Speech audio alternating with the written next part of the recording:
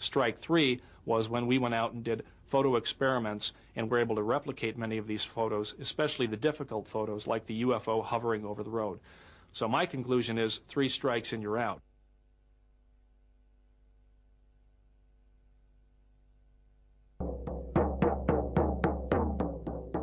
In the Florida skies and worldwide, people keep on looking. To be in tune with something outside ourselves. Searching for a sign, for hope, even salvation. It's increasingly reasonable to believe we are not alone in the universe.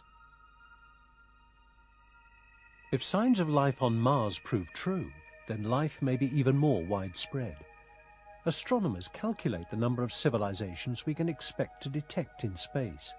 They use the Drake equation. Professor Drake lists for us the factors to take into account. The first factor is the rate of star formation in our galaxy. Obviously, the more stars you make, the more potential abodes of life there will be. Some fraction of those stars will have planets. That's the second factor, the fraction which have planets. We then have to take into account the number of planets in each system which are potential abodes of life. The next factor is the fraction of systems of living things which give rise to intelligence. The next factor is the fraction of systems of intelligent creatures which develop high technology, detectable technology. But how long do they last? How long are they detectable? Perhaps they're destroyed by cosmic accidents. Perhaps in an ugly way through nuclear war. More likely, we think they become undetectable because they become so sophisticated in their technology that they don't waste any energy. They don't release energy into space, and therefore there's no sign of them to detect. And so we say, well, there must be some longevity. L, the length of time typically a civilization is visible. And now if we take the rate of production and multiply by that L, the end result is that thing we started out to find, which is the number of detectable civilizations in space. The number is getting bigger. 7 new planets have been discovered in the last year. One, almost as big as Jupiter, by the 4th star nearest to the Sun.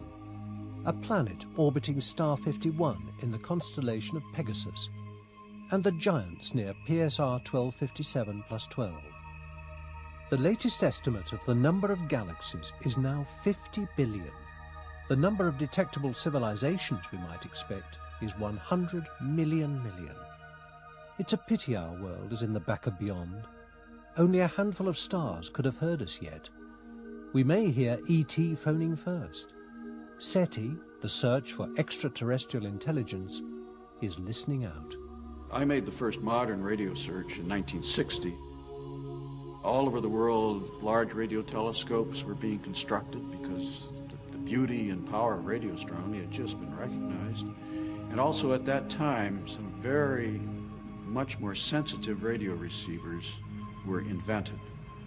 The combination of these new telescopes and these new radio receivers gave us a sensitivity very much greater than we've had before. And this was a first. We had, in our abilities, crossed a very important threshold.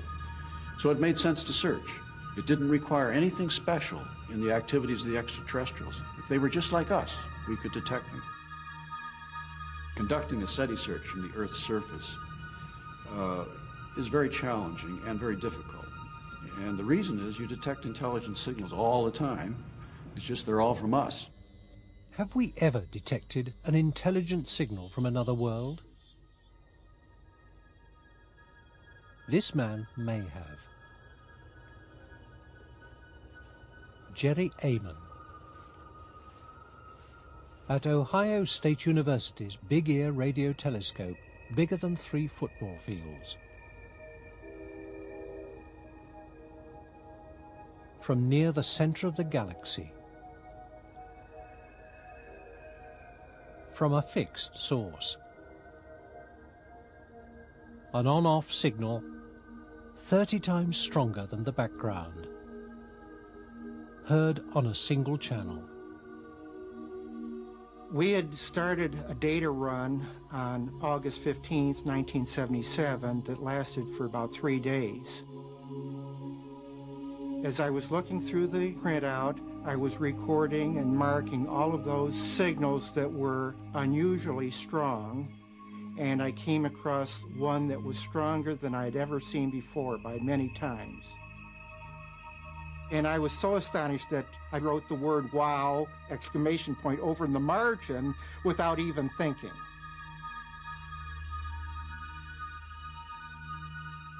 To have signals coming in only one channel indicates the possibility that this was some either unique astronomical event or that it was generated by some transmitter.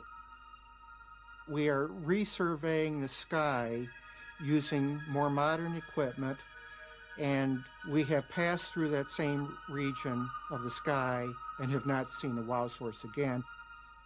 They check their equipment and their figures. Studies eliminate bugs and glitches, stars, space probes, and terrestrial sources. We have ruled out effectively nearby spacecraft or space debris or satellites in Earth orbit, and we've certainly ruled out anything close, very close to the radio telescope, like an airplane flying through the beam of the telescope. We have not ruled out the possibility that this is actually a signal from extraterrestrial intelligence. Even if they can detect us, are there ways of covering the vast distances of space? Scientists have some exotic answers. Wormholes, for example. If you imagine that this balloon is our universe, we live in 3 dimensions in the surface of the balloon.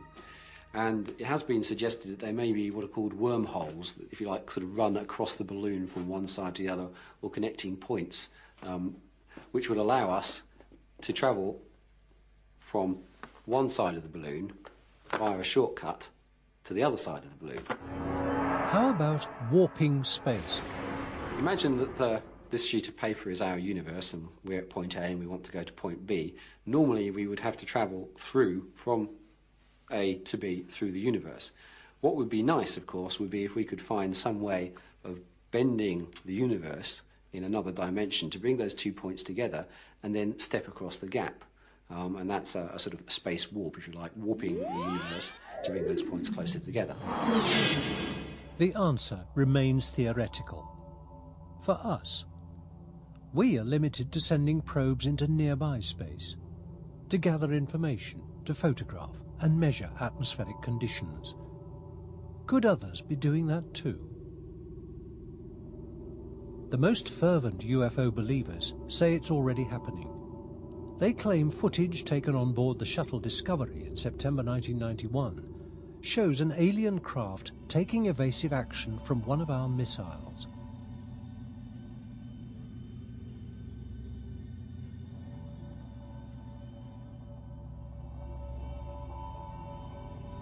The space battle has commenced. Watch again as the intergalactic invaders engage warp drive and alter course in the blink of an eye. Obviously, the force is not with us.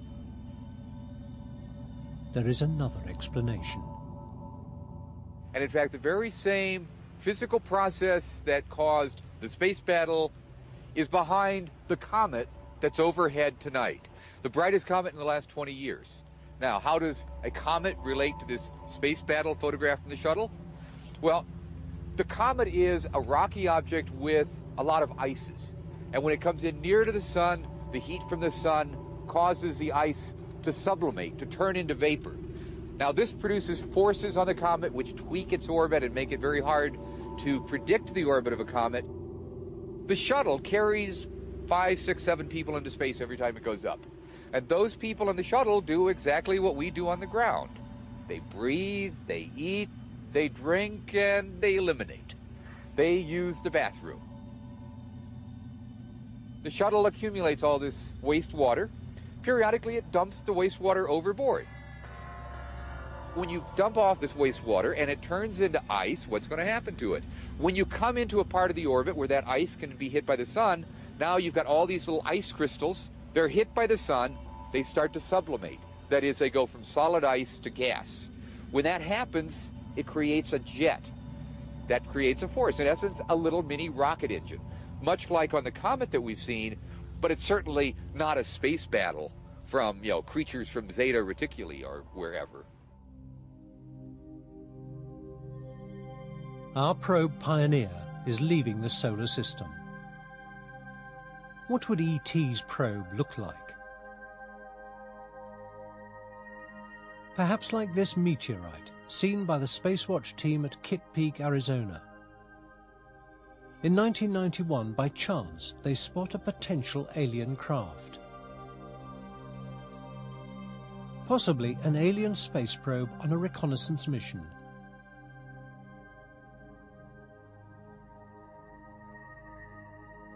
"10,000 could pass each year.